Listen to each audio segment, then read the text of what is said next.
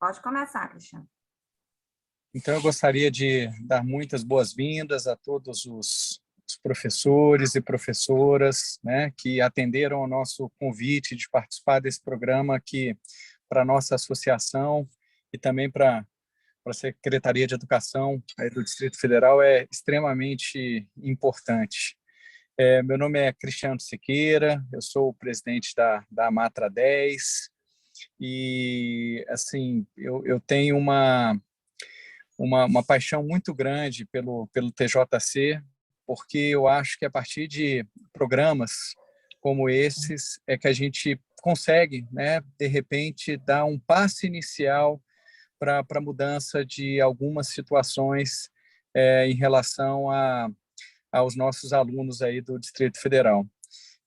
Quem teve a oportunidade de ver, né, o encerramento do TJC no ano passado, sabe que, né, eu até me emocionei com a apresentação dos trabalhos, né, com o programa que foi com os trabalhos que foram realizados, porque efetivamente a gente faz esse programa com muito carinho, né, sempre na perspectiva de contribuir um pouco para a sociedade.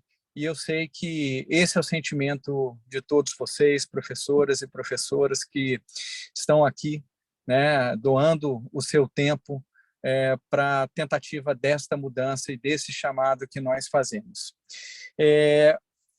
A coordenadora do TJC do ano passado era a juíza Audrey, e este ano nós temos aí com muita alegria, né, a juíza Catarina, que também atendeu ao nosso convite para coordenar este ano o TJC.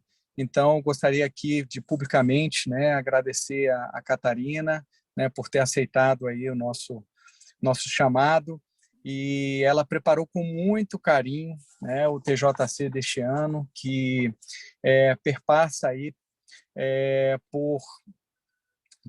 por questões das mais importantes em nossa sociedade, né? Questões relacionadas à discriminação, à igualdade e à cultura da paz. Hoje, infelizmente, eu não vou conseguir ficar por muito tempo, né? Hoje é meu aniversário, eu estou até aqui aguardando uma missa, né, que vai ser celebrada para eu rezar um pouquinho, né, pelo TJC também, e eu vou ter que me ausentar agora rapidamente, mas eu não queria fazê-lo sem também agradecer aí ao professor Ricardo Lourenço, que é um juiz assim que eu tenho, né, não apenas um carinho, mas uma admiração muito grande, né, um acadêmico de primeira linha, e eu tenho certeza que a noite de hoje vai ser muito proveitosa para todos nós.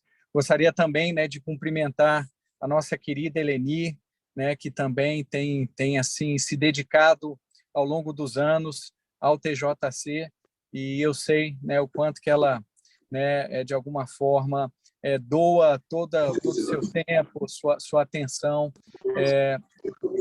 ao TJC.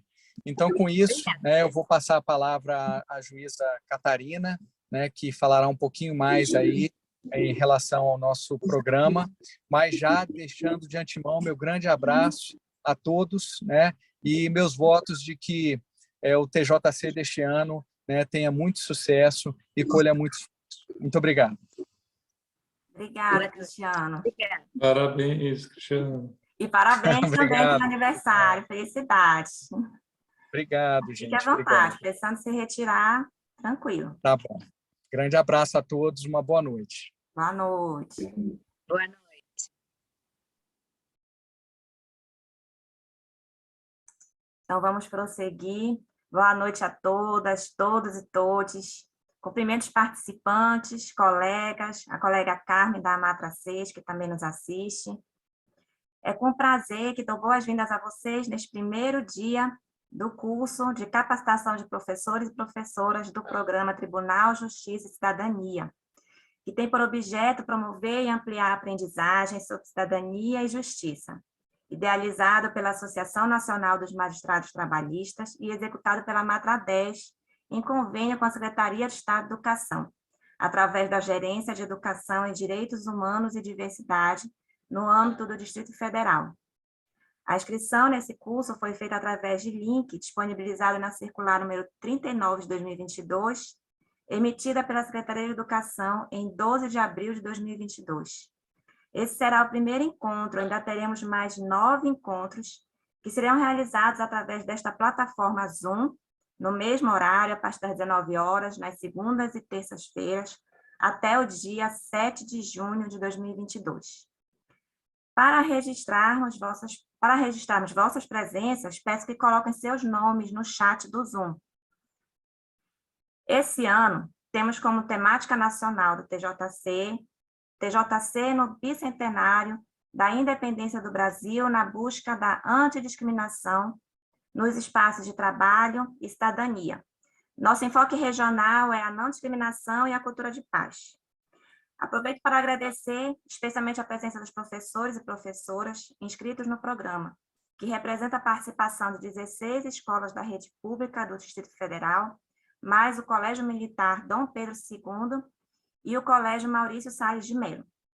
Muito nos alegra a participação de todos, a disponibilidade em ser parceiros da AMATRA, na continuidade da execução do programa no Distrito Federal desde 2014, que já teve como coordenadores o desembargador Mário Caron, o juiz Ricardo Machado Lourenço Filho, nosso palestrante de hoje, as colegas Roberta de Mello Carvalho, Sandra Nara e Alda Choquer Vaz.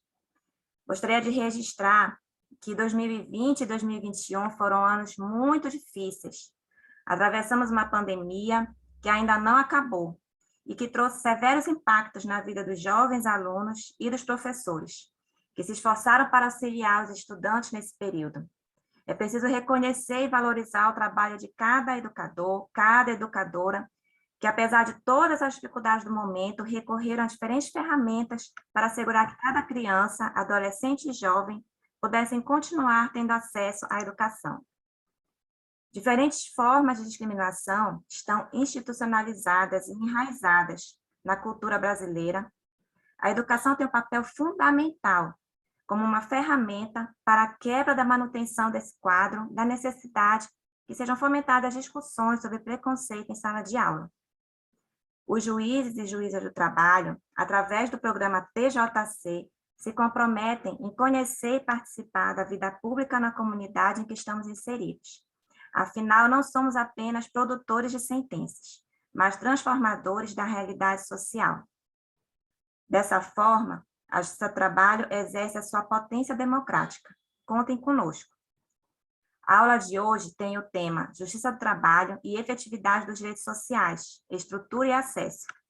Ela será ministrada pelo professor e juiz do trabalho Ricardo Machado Lourenço Filho, que é também doutor e mestre em Direito, Estado e Constituição pela UNB, além de outras qualificações que me abstenho de escrever neste momento, para que possamos ter mais tempo para desfrutar de seus preciosos ensinamentos. Que este seja um momento proveitoso de muita reflexão, trabalho e crescimento. Aproveito também para agradecer a presença da Kate, que está na diretoria de Direitos Humanos, na Gerência de Direitos Humanos da Secretaria de Educação. Deixa eu ver se ela ainda está presente. Eu acredito que caiu a conexão dela. Estou aqui, doutora Catarina. Está aqui?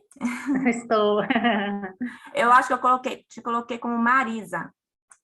Ah, foi? Não tem problema. Vou colocar a Kate. Bom. Você quer a bem. palavra? Quer falar alguma? Dar um recado para a professora? Nossa, se é que eu tenho palavras depois de ouvir tanta coisa linda que a senhora acabou de falar, né? Eu até fiquei emocionada aqui, porque a gente se reinventou, né, nesse momento aí de pandemia, e esse curso vem, né, numa parceria muito linda com a Secretaria de Educação, né? Infelizmente, passamos aí por 2 anos de muita luta, mas estamos aqui retomando, né? E como hoje à tarde eu participei de uma reunião, eu falou, que bom, gente, se a gente está aqui, né, porque vencemos uma boa parte do caminho, né? Mas quero colocar a Gerência de Educação e Direitos Humanos e Diversidade à disposição do TJC, essa parceria maravilhosa, né? E dizer que essa é uma parceria muito valiosa, muito valorosa para nós, né? Ainda mais nesse momento aí de correr atrás mesmo dessa cultura de paz nas escolas, né? E eu tenho certeza que sairão trabalhos belíssimos, né, dessa parceria que se inicia hoje, que não terá fim, tenho certeza, tá? Eu quero agradecer a doutora Catarina pela paciência, né? Porque a nossa dinâmica ali na gerência é um mundo, né? Direitos humanos e diversidade, vocês devem imaginar, nesse momento delicado que estamos passando, mas eu estarei sempre à disposição de vocês, viu?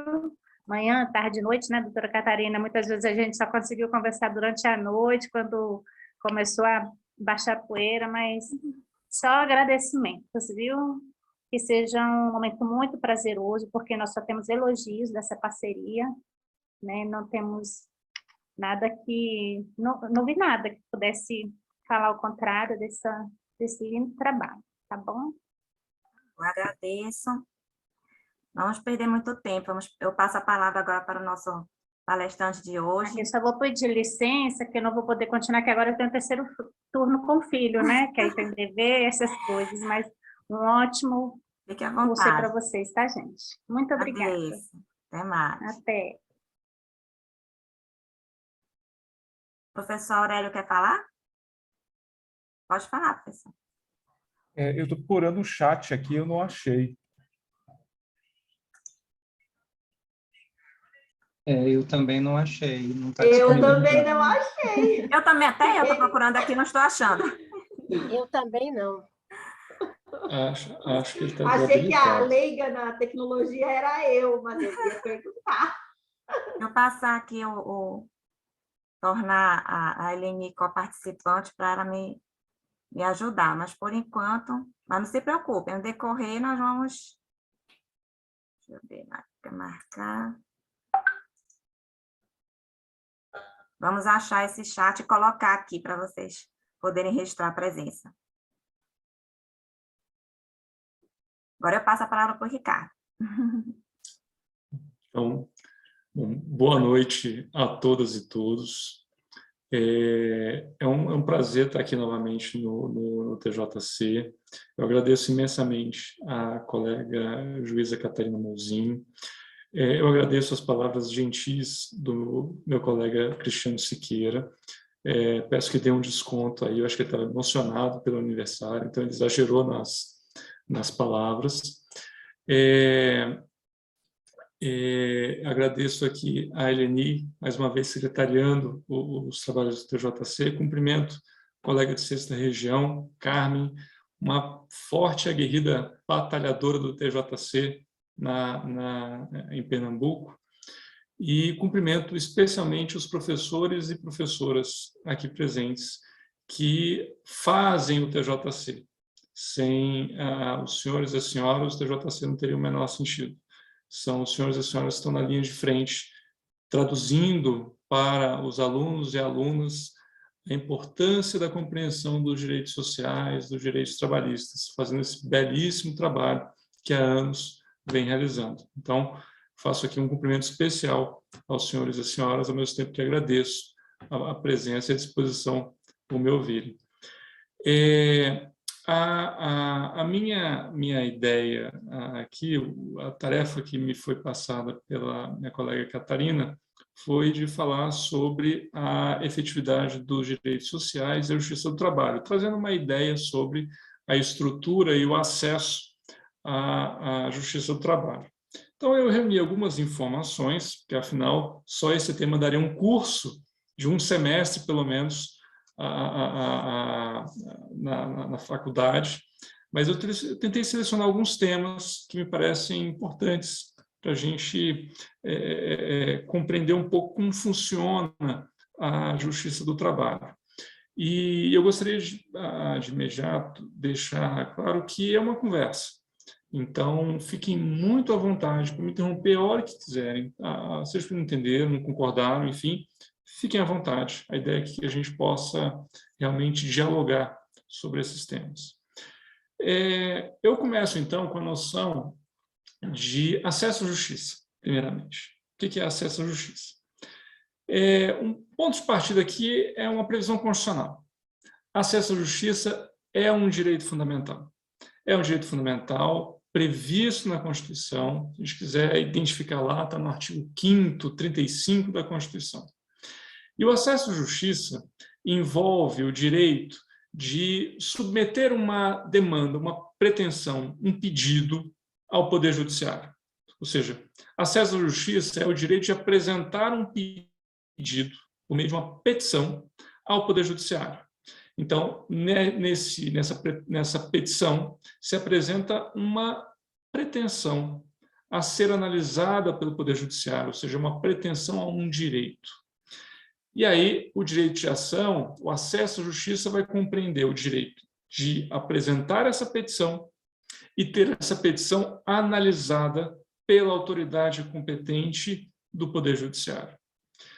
O direito de ação e o acesso à justiça vai compreender também o direito de apresentar um recurso diante da decisão proferida pela autoridade competente do Poder Judiciário. Ou seja, o direito de recorrer caso essa decisão não seja favorável. Para organizar melhor essa atividade de Estado, que é chamada de jurisdição, o Poder Judiciário, que é quem tem a incumbência estatal de exercer essa atividade, de dar efetividade ao acesso à justiça, o Poder Judiciário é organizado em ramos, em áreas especializadas. Aí a gente tem a Justiça Eleitoral, a Justiça Militar, a Justiça Comum, que é um ramo bem amplo aí do Poder Judiciário, e, que nos interessa aqui, a Justiça do Trabalho. O Poder Judiciário também é organizado de acordo com o ente federado, o Brasil é uma federação, então o ente federado que organiza e mantém o Poder Judiciário.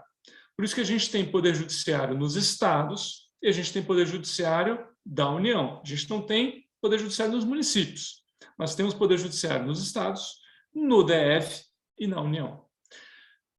Os tribunais de justiça, os juízes e juízas vinculados ao Tribunal de Justiça, integram a justiça dos estados, as justiças estaduais. No caso do Distrito Federal, os juízes e juízas do Distrito Federal e o Tribunal de Justiça do Distrito Federal integram o Poder Judiciário da União. No caso da Justiça do Trabalho, a Justiça do Trabalho integra o Poder Judiciário da União. Isso significa que todos os juízes, juízas do trabalho, tribunais do trabalho, o Tribunal Superior do Trabalho, compõem o Poder Judiciário da União. Nesse sentido, são uma justiça federal. Federal porque vinculados à União.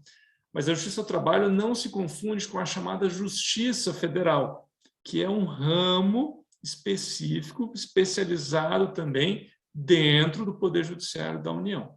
Tá?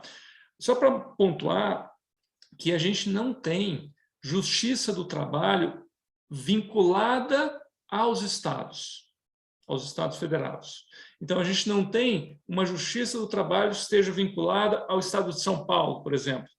Muito embora a gente tenha uma Justiça do Trabalho que tem sede em São Paulo, mas é uma justiça da União, mas que atua com jurisdição em São Paulo. Aliás, São Paulo é tão grande que tem 2 TRTs, que é um TRT com sede em São Paulo e o outro com sede em Campinas. Mas vejam que a Justiça do Trabalho é sempre uma justiça da União. Essa é uma diferença interessante em termos de estrutura. Outra observação preliminar aqui é o de que a Justiça do Trabalho não é, digamos, uma peculiaridade brasileira. Diversos países têm Justiça do Trabalho, inclusive com estruturas muito semelhantes à nossa estrutura judiciária, nossa estrutura trabalhista. A gente tem, por exemplo, Justiça do Trabalho na Inglaterra, na Nova Zelândia, na Alemanha, na França, na Bélgica, Israel, Suécia, Noruega, Finlândia, Chile. Vários países, portanto, têm uma Justiça do Trabalho, no sentido de que tem, dentro do Poder Judiciário, um ramo especializado na solução de conflitos, de demandas trabalhistas. Para a gente compreender um pouquinho da Justiça do Trabalho, no Brasil, eu vou fazer, eu gosto muito de história, mas eu vou tentar ser breve nessa parte. Vou lançar algumas pistas, algumas âncoras, vamos chamar assim, de natureza histórica, sobre a formação da justiça do trabalho no Brasil. Bom, a justiça do trabalho, a história da justiça do trabalho no Brasil está associada, em certa medida, à própria formação da classe operária no Brasil. A formação da classe operária no Brasil, por sua vez, ela tem alguns marcos. Um desses marcos é a industrialização. O forte impulso dado à industrialização, principalmente na segunda metade do século XIX. Se a gente pegar, por exemplo, a década de 1880, o número de indústrias no Brasil triplicou, quando a gente pega 1881 e compara com 1889. E nas fábricas, nas indústrias que surgiam, a gente consegue observar tanto uma forma de trabalho que vai caracterizar o direito do trabalho, as relações de trabalho, que é o trabalho livre, quanto ainda o trabalho escravo.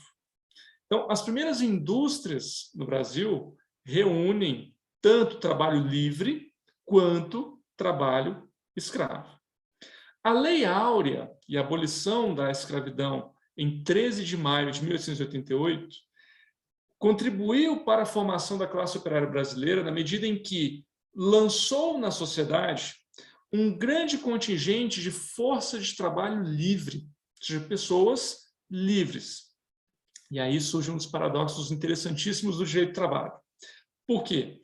Um dos pressupostos de existência jurídica, sociológica, econômica da relação de trabalho, da relação de emprego, é o trabalho livre.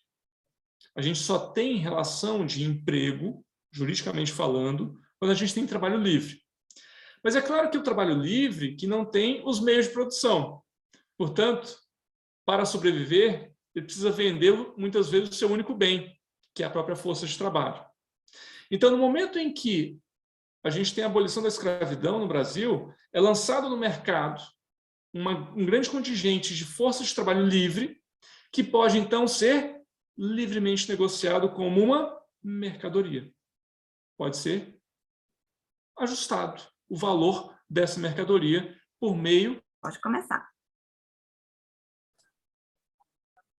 Muito bem. Então, seguindo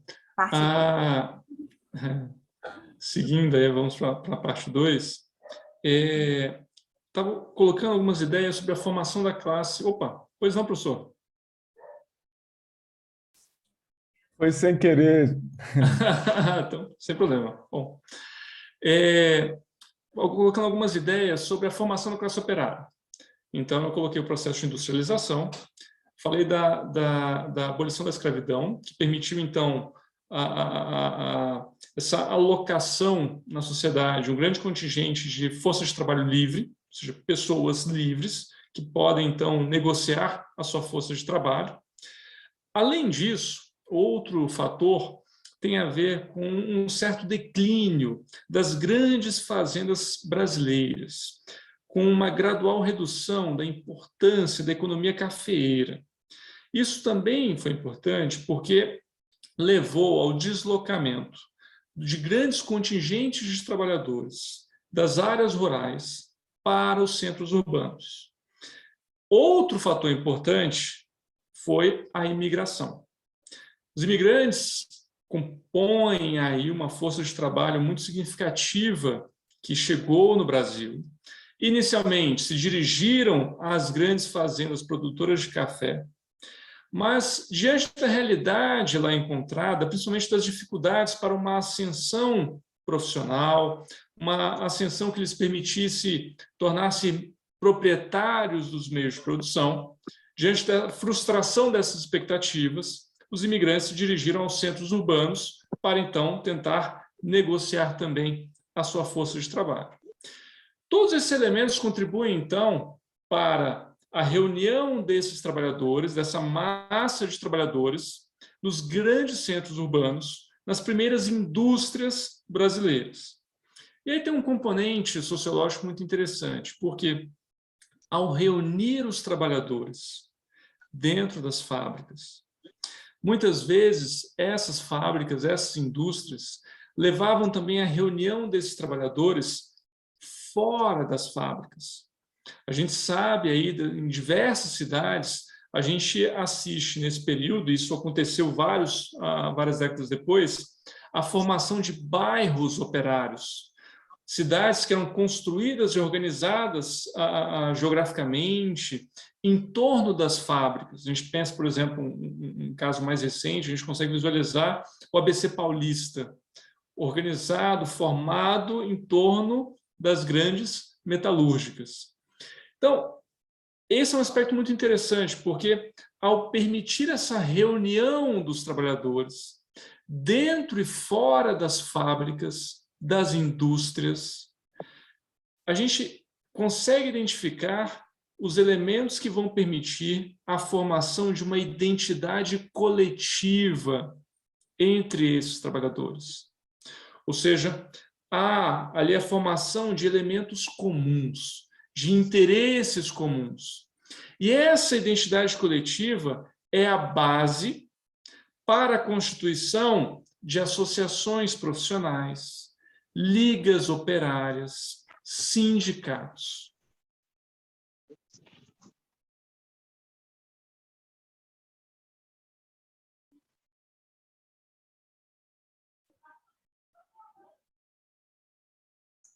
Travou. Ou seja, entidades coletivas de trabalhadores.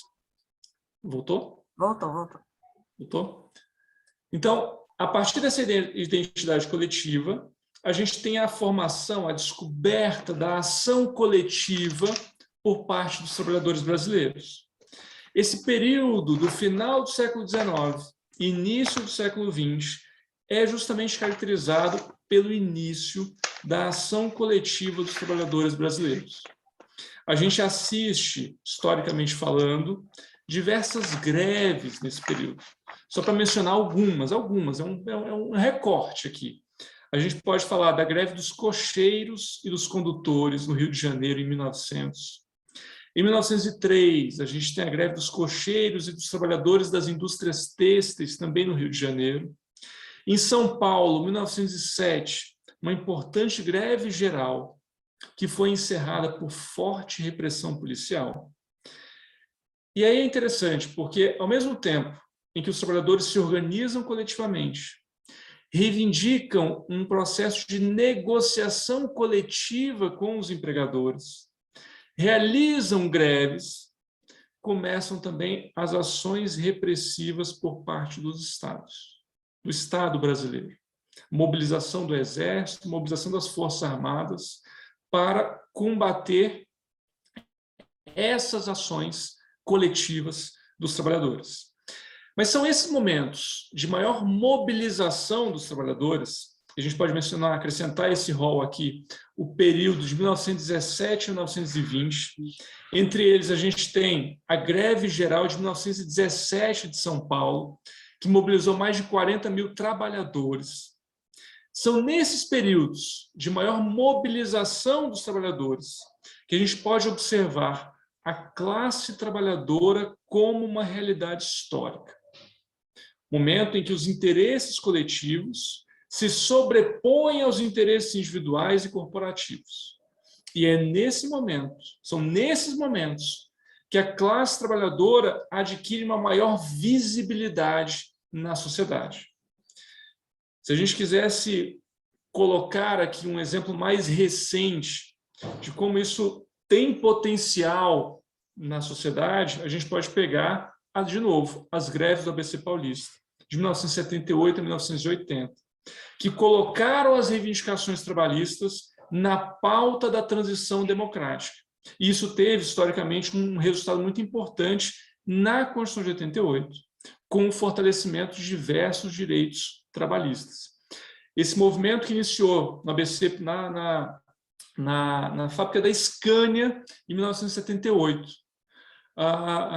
deu visibilidade social aos trabalhadores e às reivindicações dos trabalhadores.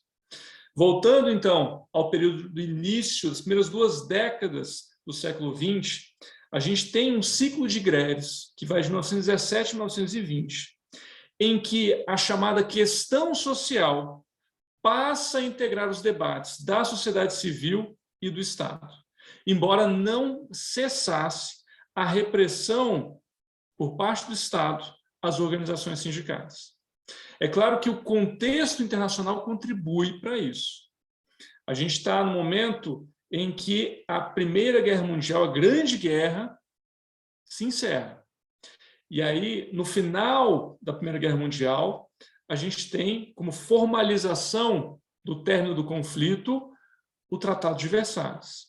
O Brasil assina o Tratado de Versalhes e se compromete, no plano internacional, a intervir nas questões sociais e nas questões econômicas. Isso significa que o Brasil assume o compromisso de intervir na área das relações trabalhistas. Um resultado que pode ser sentido desse processo, desse compromisso assumido pelo Brasil, é, em 1926, a Constituição brasileira, a Constituição, então, de 1891, ela foi alterada para estabelecer a competência do Congresso Nacional para legislar sobre trabalho. É a primeira previsão na nossa história constitucional do trabalho como tema na Constituição. O que a gente consegue observar, portanto, antes de 1930, e 1930 é um marco muito relevante, mas antes de 1930, o Estado brasileiro passou a intervir na economia e nas relações de trabalho, produzindo uma legislação que pode ser denominada de um direito do trabalho. O que acontece em 1930? Em 1930, Getúlio Vargas, a partir de uma revolução, chega ao poder. Mas a partir de um arranjo muito frágil. E o governo Vargas precisava buscar um certo apoio social, um certo suporte social. E esse apoio vai ser buscado nos trabalhadores. Getúlio Vargas, o governo Vargas como um todo, Getúlio Vargas como líder, foi realmente muito perspicaz nesse aspecto. Getúlio Vargas busca captar as necessidades mais imediatas dos trabalhadores, justamente para buscar consolidar o seu suporte social. Com isso, o governo Vargas começa a traduzir em legislação, traduzir em direito, que a gente chama de direito positivado, diversas reivindicações dos trabalhadores. Por isso a gente vai assistir uma proliferação de decretos que vão positivar direitos a partir de 1930.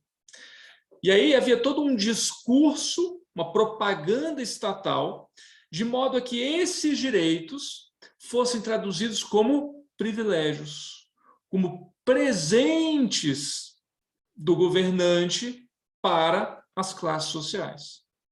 Essa ideia de um direito dado como um presente não contribui muito para o desenvolvimento de uma cidadania ativa, de uma cidadania que reivindica os seus direitos. Mas isso fazia parte da propaganda do Estado varguista. Um bom exemplo para a gente visualizar isso tem a ver com a apropriação das datas e dos símbolos dos trabalhadores. Basta ver como o 1º de maio foi apropriado pelo governo. As principais leis trabalhistas, elas foram editadas em 1º de maio. 1º de maio era uma data em que o governante desfilava com os trabalhadores, ia almoçar num restaurante comunitário, para mostrar essa proximidade do Estado com o governante. Mas o reconhecimento desses direitos sociais tinha uma contrapartida, porque, afinal, se era o Estado que iria representar os trabalhadores, então não poderia haver disputas, não poderia haver outros representantes. Por isso, a contrapartida dessa legislação social foi a repressão e desarticulação das organizações profissionais que haviam sido constituídas de forma espontânea pelos trabalhadores.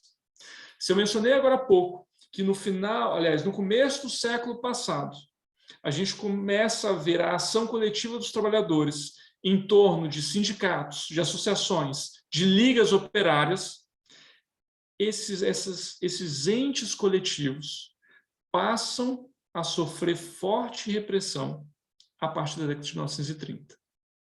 Não à toa, a greve foi praticamente proibida no país. E os sindicatos passaram a ter um requisito para a sua Constituição. Precisavam ser reconhecidos pelo Estado. Precisavam ser sindicatos oficiais. Apenas os sindicatos oficiais teriam legitimidade para representar a classe trabalhadora. E quais eram os sindicatos oficiais? Aqueles sindicatos que o Estado outorgava a qualidade de sindicato. E aí são sindicatos que, portanto, mantinham uma relação de proximidade com o Estado. Mas onde eu quero chegar com isso? Se o governo Vargas foi muito importante ao captar essas necessidades, essas reivindicações mais prementes da classe trabalhadora, era necessário organizar, montar toda uma estrutura que fosse responsável pela fiscalização do cumprimento dessa legislação e que pudesse dar um tratamento adequado aos conflitos trabalhistas. É diante dessa necessidade que surge o Ministério do Trabalho, que vai ser um importante órgão de articulação da política trabalhista e social do governo Vargas, e também os primeiros órgãos trabalhistas da história brasileira. De fato, os primeiros órgãos que a gente pode chamar especificamente órgãos judicantes trabalhistas surgem apenas na década de 1930. Em 1932, são instituídas no Brasil as juntas de conciliação e julgamento para o tratamento de conflitos individuais e depois as comissões mistas de conciliação para a solução de conflitos coletivos. Mas ambos órgãos, ou seja, tanto as juntas de conciliação e julgamento quanto as comissões mistas de conciliação, eram órgãos de natureza administrativa, vinculados ao poder executivo, ou seja, não eram ainda uma justiça do trabalho. Eram órgãos que resolviam conflitos coletivos, conflitos trabalhistas, individuais e coletivos, mas vinculados ao poder executivo. A Constituição de 1934 foi a primeira Constituição brasileira a prever a criação de uma justiça do trabalho para solução de conflitos envolvendo empregados e empregadores. Ou seja, a justiça do trabalho, ela tem essa previsão de solucionar conflitos que têm por fundamento a relação de emprego. É interessante a gente perceber isso. Em regra, outras relações de trabalho estão excluídas da apreciação da justiça do trabalho. Ou seja, a justiça do trabalho, ela acaba ficando limitada, e ficou assim por um bom tempo, historicamente, ela ficou limitada às relações de emprego. Aqui vale um parênteses. Relações de emprego é uma espécie do gênero relações de trabalho. Relações de trabalho é, portanto, um conceito mais amplo. Quando a gente pensa, por exemplo, estágio. Estágio é uma relação de trabalho, mas não é uma relação de emprego, porque a relação de emprego exige certos requisitos, certas qualidades. Se a gente pensar, por exemplo, a relação serviço público, creio que muitos professores aqui são estatutários, mantêm uma relação de natureza estatutária com o GDF. São trabalhadores, não tem a menor dúvida. Ou seja, mantêm uma relação de trabalho com o poder público, mas não são empregados, porque estão em outro regime jurídico.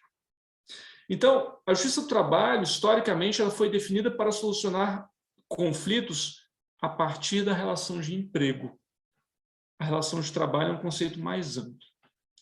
Então, a Constituição de 34 previu a criação da justiça do trabalho. A Carta do Estado Novo, a Carta Autoritária de 1937, manteve uma redação similar. prevendo também a criação da Justiça do Trabalho. Mas a Justiça do Trabalho só foi, de fato, implementada em 1941. Em 1941, em 1º de maio de 1941, a Justiça do Trabalho é, de fato, instalada no país como uma justiça efetiva, mas ainda vinculada ao poder executivo. Foi apenas com o fim do governo Vargas, com um processo de redemocratização do país, que culminou na Constituição de 46, é que a Justiça do Trabalho passou a integrar o poder judiciário. Então, abandonou um pouco essa natureza administrativa originária e passou, então, a integrar o poder judiciário. Há uma outra característica muito interessante na estrutura da Justiça do Trabalho. A Justiça do Trabalho foi concebida, isso também não é um privilégio brasileiro, outros países assistiram uma representação, uma composição similar. A Justiça do Trabalho brasileira, ela surgiu associada à ideia de representação classista. Ou seja, dentro da Justiça do Trabalho, dentro desse ramo especializado do Poder Judiciário, mesmo depois que ela passou a integrar o Poder Judiciário, as classes sociais tinham uma representação. Isso significava que dentro da Justiça do Trabalho havia juízes e juízas que representavam a classe dos empregados. Havia juízes e juízas que representavam a classe dos empregadores. E isso em todos os níveis da Justiça do Trabalho. Essa representação, também chamada de vogal, constituía essa representação classista. Essa foi uma marca da Justiça do Trabalho, historicamente. Por isso que a gente tinha, até 1999, o primeiro grau de jurisdição, ou seja, as ações trabalhistas começavam nas juntas de conciliação e julgamento. Porque a gente tinha um juiz ou uma juíza com formação em direito, chamado aí juiz togado ou juíza togada, ou seja, que tem formação de bacharelado em direito, e havia também um juiz ou uma juíza representante dos trabalhadores sem formação jurídica, um juiz ou juiz representante dos empregadores também sem formação jurídica. Essa representação classista perdurou até 1999, quando veio a emenda constitucional número 24 e extinguiu a representação classista e mudou um pouco a estrutura da Justiça do Trabalho. Posteriormente, a gente tem outro marco importante, que é a emenda constitucional 45 de 2004, que foi muito importante porque ampliou a competência da Justiça do Trabalho e trouxe mais 2 órgãos para a Justiça do Trabalho. Ampliou a competência em que sentido? Eu falei agora há pouco que a competência da Justiça do Trabalho estava restrita a relações de emprego. Com a emenda constitucional 45 de 2004, a competência da Justiça do Trabalho foi ampliada para relações de trabalho. Claro que houve algumas restrições, por isso que servidores públicos continuam fora da Justiça do Trabalho. Tá? Mas houve uma ampliação muito importante, que foi a mudança desse critério base de competência da Justiça. Deixou de ser relação de emprego, passou a ser relação de trabalho. E, além disso, foram criados dentro da Justiça do Trabalho 2 órgãos, que são o Conselho Superior da Justiça do Trabalho, que é um órgão de natureza administrativa, e a Escola Nacional de Formação e Aperfeiçoamento de Magistrados do Trabalho, que é a ENAMAT, que é uma escola para juízes do trabalho, para juízes e juízes do trabalho. São 2 órgãos importantes para a estrutura da Justiça do Trabalho. Bom, infelizmente eu tenho que parar aqui esse breve histórico. Eu gostaria de falar muito mais da história da Justiça do Trabalho, mas a gente tem que seguir em frente. Qual é a estrutura da Justiça do Trabalho hoje no Brasil? A Justiça do Trabalho é composta, primeiramente, dos juízes e juízas do trabalho, que atuam nas varas do trabalho. Depois, nós temos os tribunais regionais do trabalho, onde atuam os desembargadores e desembargadoras do trabalho. E como órgão de cúpula da Justiça do Trabalho, nós temos o Tribunal Superior do Trabalho. A Justiça do Trabalho ela é hoje uma justiça bem interiorizada, no sentido de que ela alcança boa parte, se não todo o território brasileiro. A gente tem 24 tribunais regionais do trabalho. O ideal, a previsão original da Constituição de 88, era de que cada estado tivesse um tribunal regional do trabalho. Lembrando que é sempre uma justiça da União. Então, caberia à União instalar em cada estado um tribunal regional do trabalho. Mas isso não acontece. A gente tem, por exemplo, tribunais que têm jurisdição em mais de um estado. Nós estamos aqui, no Distrito Federal, vinculados ao Tribunal Regional do Trabalho da 10ª região, que tem jurisdição no Distrito Federal e no Tocantins. A gente tem, por exemplo, o Tribunal Regional do Trabalho da 8ª região, que tem competência no Pará e no Amapá. O Tribunal da 11ª região tem jurisdição em Amazonas e Roraima. 14ª região, Rondônia e Acre. Por sua vez, como eu falei no início, São Paulo, que é um enorme estado, tem 2 TRTs. Um com sede em São Paulo, 2ª região, e outro com sede em Campinas, 15ª região. E qual é o caminho que um processo percorre na Justiça do Trabalho? Em regra, os processos começam nas varas do trabalho. Quando a gente pega a gente tem uma ação trabalhista, o mais comum é que essa ação comece numa vara do trabalho, em que aquela petição, que a gente viu no comecinho, aquela pretensão, a pretensão a um determinado direito, será analisada por um juiz ou uma juíza do trabalho. Ou seja, é uma decisão proferida por um magistrado individualmente, que a gente fala de um juiz singular. Ou seja, é apenas um magistrado ou uma magistrada vai decidir aquele conflito, vai decidir aquela pretensão. Esse magistrado, ou essa magistrada, atua numa vara do trabalho. Essa decisão é chamada de sentença. Essa sentença, por sua vez, ela pode ser objeto de impugnação. A parte que não concorda com essa sentença pode interpor um recurso. Esse recurso vai ser dirigido ao Tribunal Regional do Trabalho. No Tribunal Regional do Trabalho, a composição é um pouquinho diferente.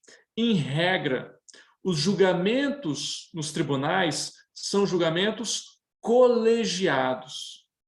A gente tem, por exemplo, o mais comum é a divisão do tribunal em turmas.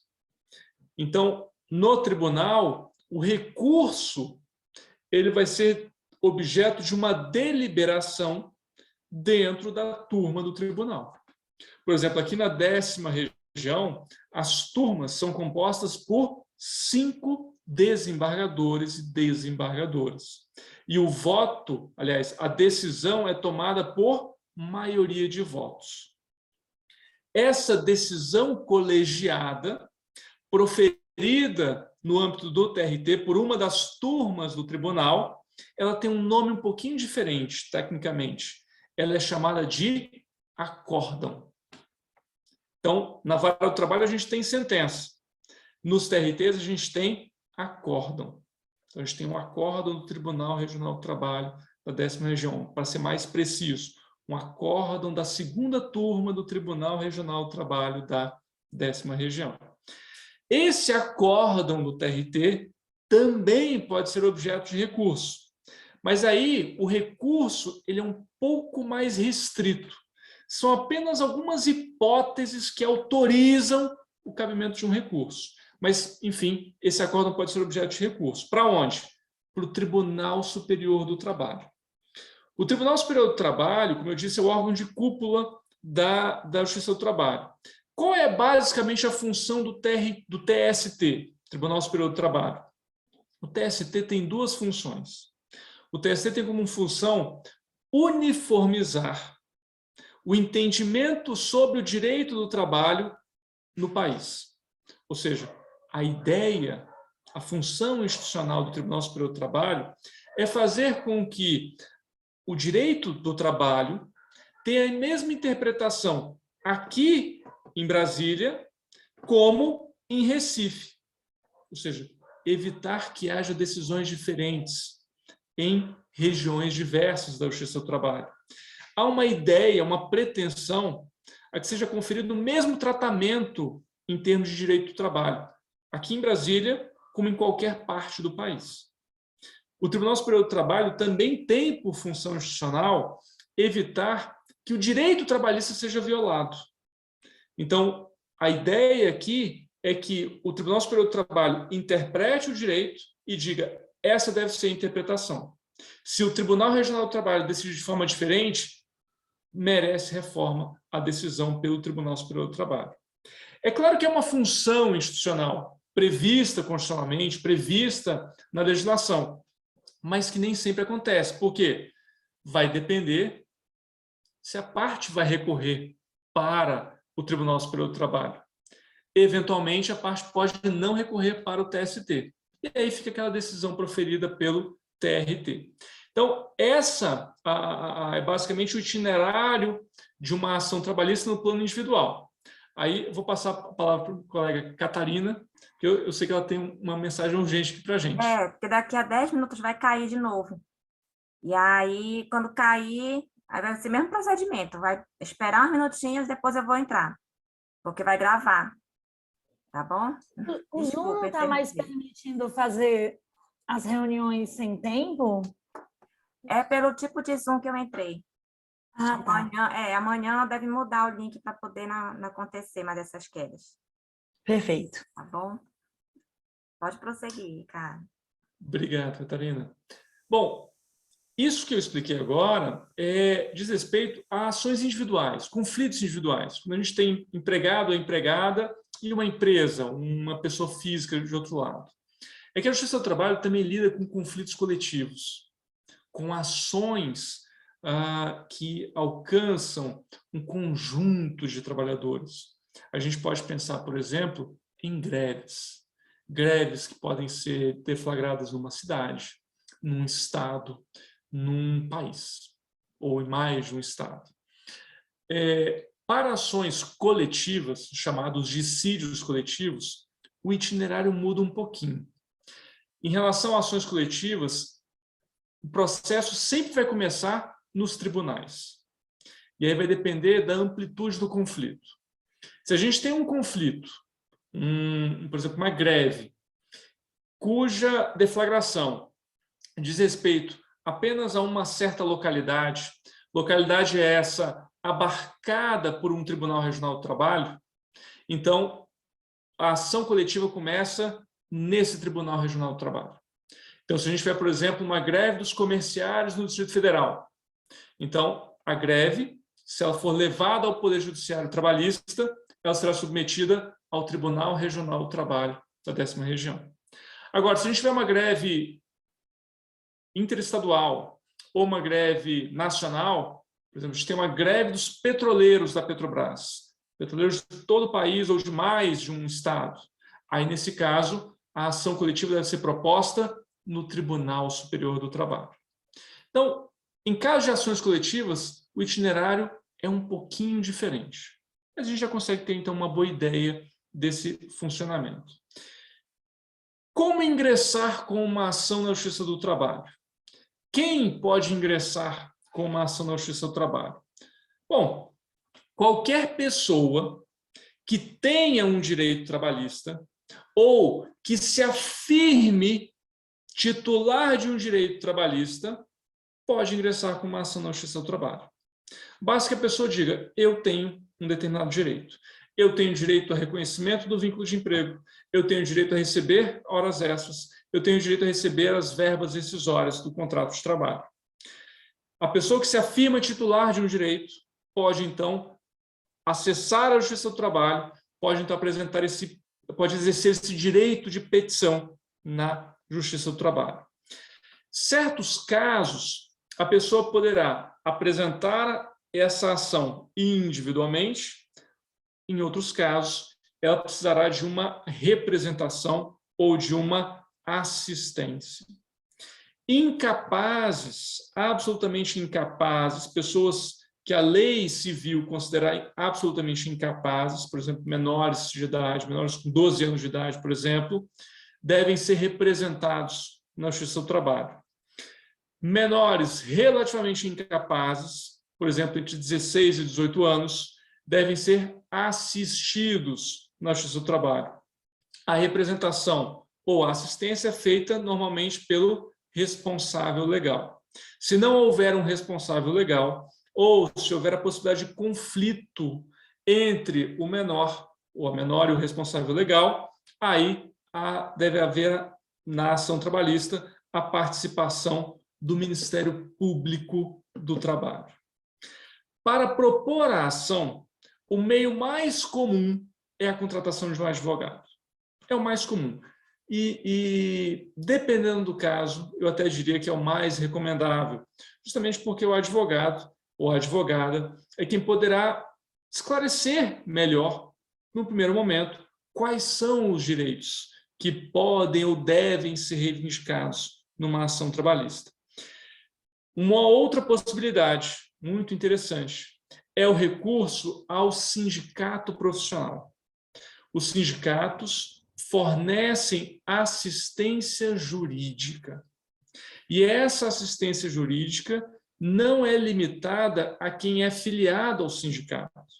O sindicato deve prestar essa assistência mesmo a quem não tem filiação ao sindicato. Então, a pessoa pode recorrer a um advogado ou uma advogada particular, ou pode recorrer ao sindicato. A Justiça do Trabalho ela foi criada com o intuito de facilitar o acesso à justiça. E aí, uma das características que expressa essa intenção é justamente a possibilidade de a pessoa reivindicar, postular seus direitos na Justiça do Trabalho, independentemente de contratação ou representação por advogado. Ou seja, na Justiça do Trabalho, o trabalhador, a trabalhadora, mesmo o empregador, podem postular diretamente, pessoalmente, sem a representação por advogado ou advogada. Essa é uma característica muito interessante da Justiça do Trabalho. Ela foi construída com esse propósito, de ser um processo acessível, inclusive para quem não tem formação jurídica.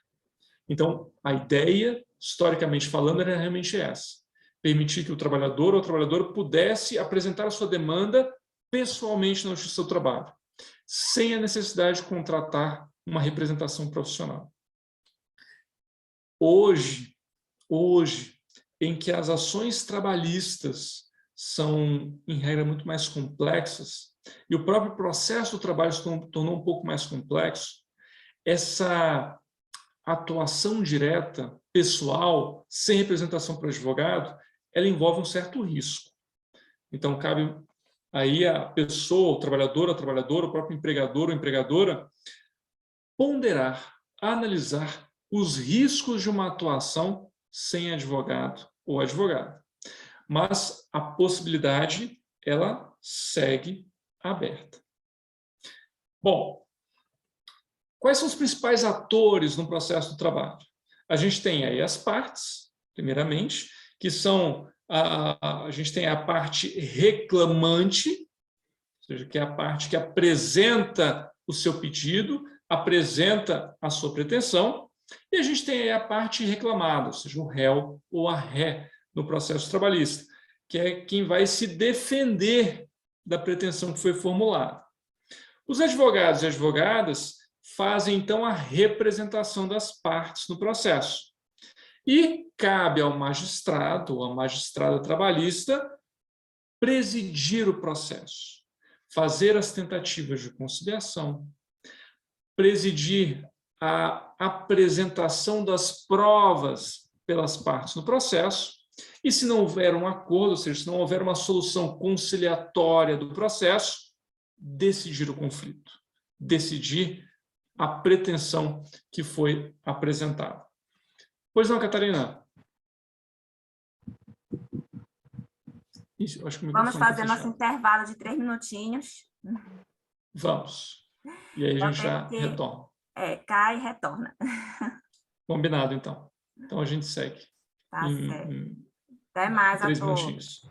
Que a 3 minutinhos podem retornar.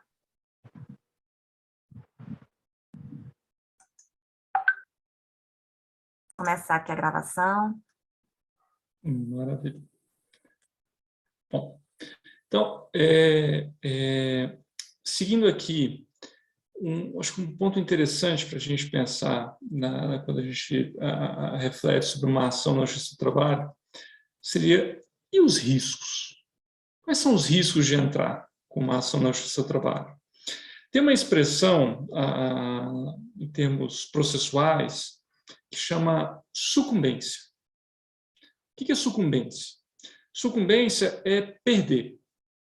Então, quem perde um processo, ou seja, quem tem uma decisão desfavorável no Poder Judiciário, não só na Justiça do Trabalho, mas quem perde um processo judicial, deve arcar com os ônus dessa perda, ou seja, com os ônus da sucumbência. Essa sucumbência significa que a parte que perdeu deve pagar as despesas do processo e, inclusive, pagar o que a outra parte teve que arcar com a contratação de advogado. Então, quem perde o processo tem que pagar os honorários ao advogado da parte contrária, bem como outras despesas processuais, como, por exemplo, as custas processuais ou outras despesas que venham a surgir no processo. Como é que funciona essa sucumbência na Justiça do Trabalho? Historicamente, a Justiça do Trabalho e o processo do trabalho foram informados pelo princípio da gratuidade ao trabalhador. Ou seja, a Justiça do Trabalho ela foi constituída, organizada, num procedimento em que o acesso à justiça seria gratuito ao trabalhador. Daí porque não havia a ideia de uma sucumbência do trabalhador ou da trabalhadora. Então, mesmo que o trabalhador ou a trabalhadora tivesse uma decisão desfavorável, não seria condenado ou condenada em certas verbas relativas à sucumbência, como, principalmente, honorários ao advogado ou advogada da parte contrária. Aí até que a gente teve, mais recentemente, uma certa inflexão no direito do trabalho e também no processo do trabalho, com um nítido reflexo na Justiça do Trabalho. Certamente vocês sabem do que eu estou falando, da reforma trabalhista. A reforma trabalhista, ela tirou vários direitos trabalhistas, ela mudou vários aspectos do processo do trabalho e trouxe alguns obstáculos em termos de acesso à justiça. Um desses obstáculos foi a previsão da sucumbência em relação ao trabalhador ou à trabalhadora que venha a perder uma ação na Justiça do Trabalho. Pela previsão atual da legislação, o que a gente tem? Bom, a possibilidade de custas processuais. A parte sucumbente no processo, na Justiça do Trabalho, deve responder pelas custas processuais. As custas são uma despesa que são cobradas pela movimentação dos processos, pela tramitação dos processos no Poder Judiciário. Qualquer Poder Judiciário, qualquer justiça, há custas processuais. A Justiça do Trabalho não é diferente. O que é diferente é o critério de cálculo das custas na Justiça do Trabalho. Na Justiça do Trabalho, as custas elas são fixadas na decisão judicial, que vai, então, ver quem é a parte sucumbente. É o empregado ou é o empregador? E aí, a decisão vai dizer de quem é a responsabilidade pelas custas processuais. Já havia custas antes da reforma trabalhista, então, nesse aspecto, não houve exatamente uma mudança. Agora, a gente tem a questão dos honorários advocatícios. Até então, até a reforma trabalhista, não havia possibilidade de condenação do trabalhador ou da trabalhadora em honorários advocatícios, ou seja, em honorários ao advogado da parte contrária. A reforma trabalhista trouxe isso. Agora, a parte sucumbente deve pagar os honorários ao advogado da parte contrária. Então, o empregador foi o sucumbente, ou seja, perdeu a ação, deve, então, pagar os honorários ao advogado do trabalhador, da trabalhadora. Uma outra despesa processual muito comum são os honorários periciais. Então, os honorários periciais, eles vão surgir no processo quando a gente tem a chamada prova técnica. Por exemplo, para saber se o local de trabalho é insalubre, faz mal à saúde, é nocivo à saúde. O magistrado não tem esse conhecimento, não tem como saber se o ruído era excessivo, se o ambiente era frio demais. Então, precisa, nesse caso, nomear um perito, para o perito ir lá e fazer essa avaliação. E o perito precisa ser remunerado. Ele vai ser remunerado por meio dos honorários periciais. E aí, o que a gente tem? A parte sucumbente na perícia, na pretensão que gerou a perícia, deve, então, pagar os honorários periciais. Muito bem.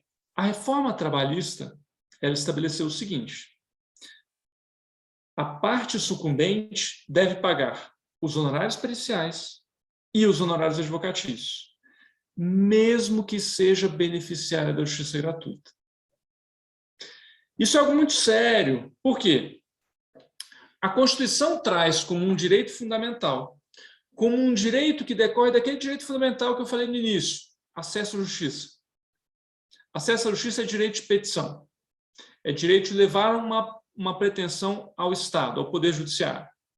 Mas há aquelas pessoas, aqueles cidadãos e cidadãs, que não têm condições de arcar com uma despesa do processo, com as despesas processuais, porque não têm condições financeiras de arcar com essas despesas.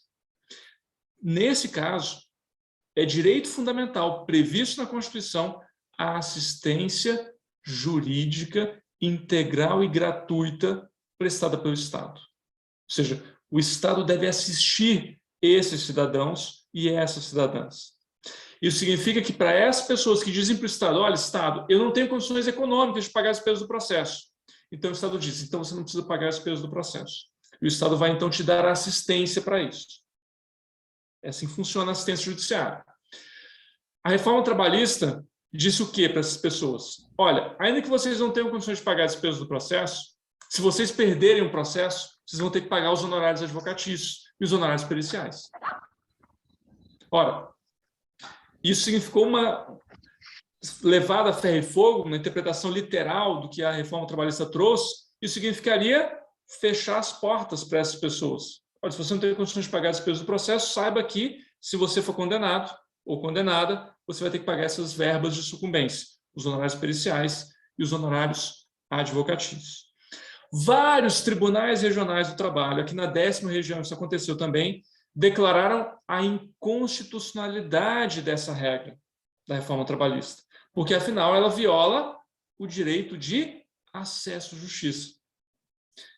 Recentemente, bem recentemente, o Supremo Tribunal Federal, felizmente, declarou também a inconstitucionalidade dessas previsões. Então, hoje, e aí, pessoal, é muito bom poder falar assim, porque há mais ou menos um ano atrás, quando eu falei sobre acesso à justiça, na Justiça do Trabalho, o cenário não era bem esse. Eu tive que falar aqui, acho que a professora Aldair estava aqui, na edição anterior do TJC. Ela teve que me ouvir falar: olha, gente, o cenário estamos aguardando uma decisão do Supremo. Só lembra, professora? Então, eu falei: olha, tem algumas decisões do TRT dizendo que é constitucional, mas a gente está esperando a decisão do Supremo. Lembro, sim. Pois é. A decisão do Supremo veio. E aí foi no sentido de que essas previsões são inconstitucionais. Então, o que a gente tem hoje? Quem perder uma ação trabalhista vai ter que pagar essas verbas de sucumbência, exceto se for beneficiário da justiça gratuita. E quem é beneficiário da justiça gratuita? Quem pode ser beneficiário da justiça gratuita? A pessoa que declare, sob as penas da lei, que não tem condições de arcar com as despesas do processo, sem prejuízo do seu sustento ou do sustento de sua família. A legislação permite que a pessoa firme uma declaração, sob as penas da lei, de que não tem condições de arcar com as despesas do processo. Então, para essas pessoas, é concedido benefício da justiça gratuita, que tem fundamento constitucional. E, portanto, ainda que percam a ação, não serão condenadas no pagamento dessas verbas de sucumbência, que são os honorários advocatícios e os honorários periciais, bem como as custas processuais. Caminhando aqui para o final, o que acontece no final do processo? Opa, pois não, professor?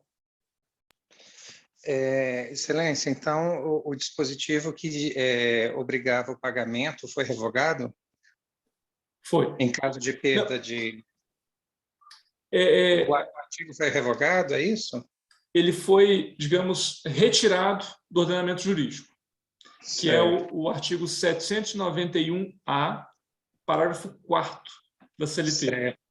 Quando é que foi essa decisão? Essa decisão, ela foi no começo desse ano. Ela foi, Catarina, ela foi desse ano. Você lembra a data, Catarina? Ela foi, eu acho que em março, uma coisa assim. Não, é bem recente, então, tá? É muito recente. A publicação, acho que foi em março, mas a decisão, salvo engano, foi no segundo semestre do ano passado ainda. Finalzinho do ano, né? Finalzinho do ano. E a decisão saiu agora, foi publicada agora em março. Eu acho que ela foi publicada agora em abril mesmo.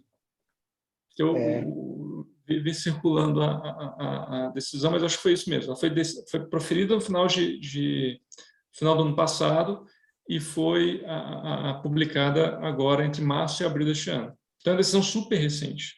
Certo, ok. Obrigado, viu? Para ser mais preciso, foi publicado dia 3 de maio. Pronto, nem isso, nem uma coisa nem outra. Dia 3 de maio. Foi julgado dia 20 de outubro e publicado. Pronto. 20 de outubro do ano passado e publicado agora, dia 3 de maio. Que até outubro não tinha essa informação, então eu fiquei surpreso e feliz com essa decisão, porque não fazia sentido, né? Exatamente. Uma decisão, uma regra muito complicada, realmente. Obrigado, Catarina. Bom, e aí, o que acontece no final do processo? O que a gente tem? A Justiça do Trabalho vai, então, decidir, profere aquilo que a gente viu. A sentença, ou acórdão do Tribunal Superior do Trabalho. Quando não cabe mais recurso dessa decisão da Justiça do Trabalho, tem uma expressão que é utilizada no direito, que é a decisão transita em julgado. O que significa isso? A decisão se tornou imodificável, ela não pode ser mais alterada. Ela deve, então, ser cumprida. Ela faz o que a gente chama no processo coisa julgada. Ou seja, aquilo foi decidido pelo Poder Judiciário, não pode mais ser modificado, tirando casos muito excepcionais. Ela deve, então, ser cumprida. Como que se dá o cumprimento da decisão? Eu vou falar isso bem rapidinho para a gente poder começar um pouquinho sobre alguns pontos. Normalmente, a gente precisa verificar se a decisão da Justiça do Trabalho, quando impõe uma condenação, se a decisão estabelece uma obrigação certa. Se a obrigação já está bem definida na sentença. Quando a obrigação está bem definida, é um pouco mais fácil. Quando não está, e muitas vezes não está, é necessário passar por um procedimento dentro do processo que chama liquidação. Liquidação significa tornar líquida, certa, determinada a obrigação que foi reconhecida na sentença. Então, por exemplo, a sentença mandou a empresa pagar horas extras. Tudo bem, mas quanto de horas extras? Não, precisa quantificar essas horas extras. Essa quantificação é feita nesse procedimento, dentro do processo chamado liquidação. A liquidação vai servir justamente para tornar certa a obrigação. Quando for tornada certa a obrigação, ela pode, então, ser exigida. Então, aí muda um pouco a expressão. O executado, a parte reclamada, se torna executada. E aí, ela é primeiramente comunicada. Então, o devedor ou a devedora é comunicado para pagar a obrigação que foi reconhecida na sentença. Ele é comunicado para que cumpra a decisão ou, quando se tratar de pagamento em pecúnia, para que pague em 48 horas ou garanta aquela execução, sob pena de penhora. O que tem aqui? Qual é a ideia? Proferida a decisão, transitada em julgado, nesse sentido que eu falei agora há pouco, a decisão ela deve ser cumprida. Então, o devedor ele é comunicado para cumprir a decisão. Ele pode, se entender que tem mais coisa para discutir, ele pode garantir o cumprimento daquela decisão. Então, ele, por exemplo, oferece um bem para que a Justiça do Trabalho bloqueie aquele bem, ou ele deposita a quantia em dinheiro, para que a Justiça do Trabalho bloqueie aquela quantia, para que a parte possa discutir. Olha, eu quero discutir, o valor não está correto, alguma coisa não está correta nessa decisão. Se a pessoa não fizer nada disso, a Justiça do Trabalho vai, então, no patrimônio dessa pessoa. Aí a Justiça do Trabalho tem meios de constrição patrimonial. São meios para penhorar bens da pessoa. Então, é possível o bloqueio de contas bancárias, é possível registrar restrição de circulação de veículo, é possível acessar as informações fiscais da pessoa, da empresa, dos sócios, para verificar a ocultação de patrimônio, para verificar a relação com outras empresas, e aí bloquear bens dessa pessoa. Então, o devedor ele é comunicado que deve pagar em 48 horas. Se não pagar, nem garantir o cumprimento da decisão, a Justiça do Trabalho avança no patrimônio dessa pessoa. Quando o cumprimento da decisão está garantido, seja porque a pessoa ofereceu bens, seja porque a Justiça do Trabalho bloqueou bens, ainda é possível oferecer uma impugnação. A parte pode apresentar uma ação que a gente chama de embargos. Esses embargos servem, na verdade, para o executado discutir certos aspectos da execução.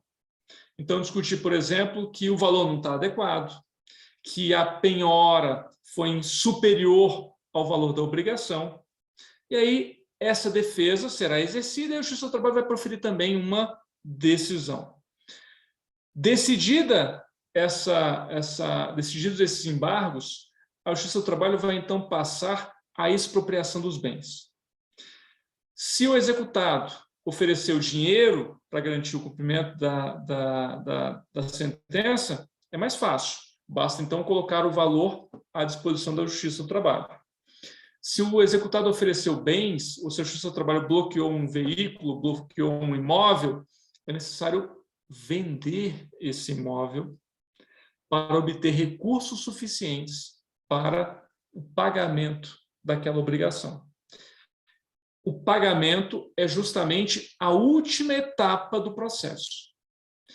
Então, a gente passou por essa fase de bloqueio de patrimônio, ou oferecimento de bens para bloqueio, houve a expropriação, e aí, por fim, a gente tem o pagamento da obrigação, com a liberação dos valores ao reclamante ou reclamado, ou reclamante ao reclamante ou à reclamante. Com o pagamento, a gente tem a extinção do processo na Justiça do Trabalho. É basicamente esse, aqui, claro, de forma bem sintética, o itinerário do processo na Justiça do Trabalho. Bom, eu me coloco então aqui à disposição para o que a Catarina colocar como tempo para dúvidas e tudo mais. Eu quero agradecer enormemente, mais uma vez, o convite para estar aqui. Agradeço muito a juíza Catarina pelo convite. Eu gosto muito do TJC. Como ela mencionou, eu fui coordenador um período do TJC e tive a oportunidade de conversar com alguns professores, algumas professoras na época. Eu acho que é um programa sensacional, principalmente pela participação dos professores e das professoras. Então, agradeço imensamente o convite, parabenizo a Catarina pela brilhante programação que ela organizou para esse curso de formação do TJC, agradeço a atenção de todos e todas e parabenizo todos e todas pela dedicação ao programa. Muito obrigado pela atenção.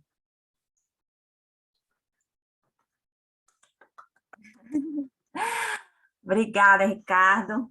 Eu te agradeço profundamente pela palestra que você ministrou, que abrilhantou o nosso primeiro dia de curso de capacitação. Foram belíssimas as reflexões, um prazer tê-la aqui. Realmente foi possível ter uma visão geral e profunda da nossa justiça do trabalho e da importância dela na sociedade. Eu deixo os professores à vontade, caso queiram elucidar alguma dúvida. Pode Queria falar. agradecer também, parabenizar, uma aula fantástica, né? Eu achei muito genial ter começado aí pela discussão do acesso à justiça e fazer todo esse panorama histórico que, para mim, eu já conhecia vários pontos, mas vários outros foi bem interessante, assim, foi bem bacana. E sobre o funcionamento da Justiça do Trabalho, que tem uma série de especificidades que eu desconhecia e que foi realmente muito genial, assim. Muito obrigada, Ricardo. E eu acho que a gente está num momento que é muito importante a gente se armar dessas discussões, a gente se fundamentar, porque hoje a situação que a gente se depara nas escolas, somos professores da rede pública, é uma situação que as condições de vida e de trabalho se precarizaram muito no último período.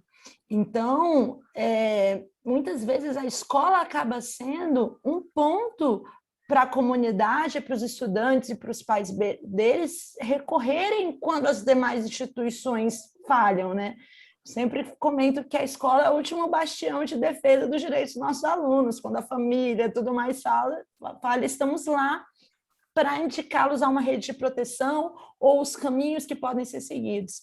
Então, no nosso papel como educadores, ter conhecimento sobre essas questões, ele é muito importante para a gente poder atuar cumprindo a nossa missão de conscientização, discussão e desenvolvimento de projetos pedagógicos, né? E ainda mais num momento como esse, que a gente precisa resistir muito em relação à questão dos direitos trabalhistas e a condição de vida da maioria da classe trabalhadora do país. Então, muito obrigada, Ricardo, foi genial. Obrigado pelas palavras, professor Luísa. Eu concordo plenamente, Eu acho que o papel dos senhores e das senhoras nas escolas é fundamental. É fundamental. Então, na verdade, a gente tem que agradecer a vocês pelo trabalho, que é realmente brilhante. Parabéns. Tem a professora Maria da Conceição. Maria da Conceição é a próxima. Pode falar, professora. Tem que tirar do mudo. Olá, boa noite. Tudo bem? Boa noite. Primeiramente, eu queria agradecer à juíza Catarina por propor, né, a todos nós esse momento tão rico de tanto conhecimento, e segundo ao Ricardo, né, pela maravilhosa palestra, assim, eu pude perceber o quanto realmente eu ainda preciso aprender, né? Assim, teve um momento que a minha conexão caiu, infelizmente, eu estava no trabalho, a doutora Catarina deu boa noite, eu não pude responder porque eu estava no ônibus lotado e ouvindo ali vocês, conversando e ansiosa para chegar em casa para realmente poder assistir com mais tranquilidade, né? E aprender o que o Ricardo estava propondo. Com certeza eu vou assistir novamente, né, Ricardo? Foi excepcional te ouvir, eu aprendi muito, tá? Vou rever com certeza as gravações, porque tive um momento que eu caí. Mas, assim, eu estava falando com os meus jovens, primeiramente, eu sou instrutora, trabalho na Renaps, que é uma empresa de aprendizagem, né? A doutora juíza Catarina pode perceber que não é a primeira vez que eu participo, né? E, assim, tem sido muito rico poder ouvi-los, participar e ampliar, né? Principalmente ampliar os meus conhecimentos. Esses dias mesmo eu estava falando com os meus jovens sobre direitos trabalhistas, né, os seus fundamentos. E na palestra hoje do doutor Ricardo, eu pude perceber que realmente eu preciso de mais e mais conhecimento, porque eu pude aprender muitas coisas, né? E agora eu posso levar e compartilhar com os meus jovens. Então, assim, eu só tenho a agradecer por esse momento, né? Com certeza eu vou participar dos 10 dias, vou fazer de tudo para participar. E, assim, foi excepcional te ouvir, estar aqui com vocês. Só agradecer mesmo. Obrigado, professor. Obrigado pelas palavras. Assim, eu vejo o quanto os professores do TJC são batalhadores e batalhadoras. Isso na verdade, a gente que aprende muito com vocês. Com certeza, concordo. Você aprende constantemente com o convívio, com os professores, essa troca. É muito legal. Agradeço também, professora Maria da Conceição. Agora é a vez do professor Aurélio. Pode falar, professor. Boa noite, quero agradecer por estar aqui com vocês. Primeiramente, foi assim, eu não conhecia o TJC. E aí esse momento agora foi muito enriquecedor, porque essa temática é uma temática que eu gosto de refletir com os alunos, principalmente na área de filosofia. E é engraçado, doutor Ricardo, ouvir o senhor falando mais ou menos o que eu tento conversar com os alunos lá da educação básica, né, do ensino médio, só que dentro de alguns teóricos, principalmente nessa questão trabalhista, né? Só que a sua fala foi muito mais pedagógica, no sentido assim, olha, que os direitos trabalhistas foram conquistas, não foram dados pelo governo. E aí o governo queria uma propaganda meio que enganosa, né, pelo que eu entendi na sua fala, com o objetivo de desconstruir um pouco essas conquistas que foram feitas pelas classes trabalhadoras. E eu vejo isso no adolescente que tem 15, 16 anos, ele reproduz essa ideologia de que os direitos trabalhistas foram dados, não foram conquistas. Então, eu tenho esse desafio de desconstruir essa fala que está presente nas classes trabalhadoras, e é impressionante como isso essa ideologia ela dominou mesmo essas classes trabalhadoras. E assim, eu entrei no curso assim por acaso, como eu não conhecia, né? Então eu imaginava que eu ia ter um primeiro momento de apresentação do curso geral. Só que ainda eu estou conhecendo. Então, assim, eu gostei muito da fala, da organização, do planejamento. Eu dei uma olhada no roteiro, né, de estudo. Mas, assim, eu ainda estou pensando como que eu vou desenvolver isso com meus alunos. Eu ainda estou nessa angústia, não sei se é angústia, mas nesse dilema nesse primeiro momento. Mas, assim, eu espero que eu consiga fazer esse trabalho, porque eu estou muito encantado com a sua fala, com a organização que a doutora juíza Catarina apresentou para a gente, e com os nossos colegas que estão aqui conjuntos, né? Que eu percebi que tem várias pessoas de outros estados também. Então, assim, está sendo muito importante nesse processo. E a gente está vivendo um momento muito difícil mesmo de sociedade, porque a gente não está tendo diálogo. Hoje eu falei sobre Habermas na minha aula, e o Habermas propõe a ideia do diálogo, aonde a gente chega num consenso, né, que é a ideia de uma verdade consensual. E o discurso que nós temos hoje, principalmente na sociedade, é um discurso de ódio que não há abertura para o diálogo. Então, assim, esse espaço aqui eu estou percebendo que é um espaço de diálogo, onde a gente vai chegar num consenso que tem o objetivo de ajudar essas pessoas, né, os nossos adolescentes e principalmente os familiares deles com a justiça trabalhista. E eu tinha essa curiosidade, porque tem um tempo atrás eu estava acompanhando o noticiário que o Congresso queria, eu não sei se é o termo que eu vou utilizar, anexar a justiça trabalhista à justiça geral, né? Eu não sei como é que é o termo utilizado. Então, assim, acabar com essa instância da justiça, porque eles falavam que todo o processo entra no direito civil. E aí eu fiquei pensando, mas eu acho que isso é uma perda para o trabalhador brasileiro, né?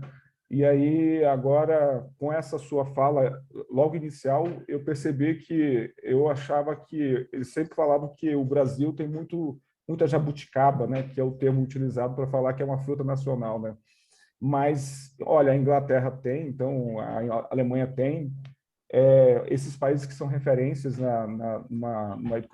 no estado de bem-estar social, né?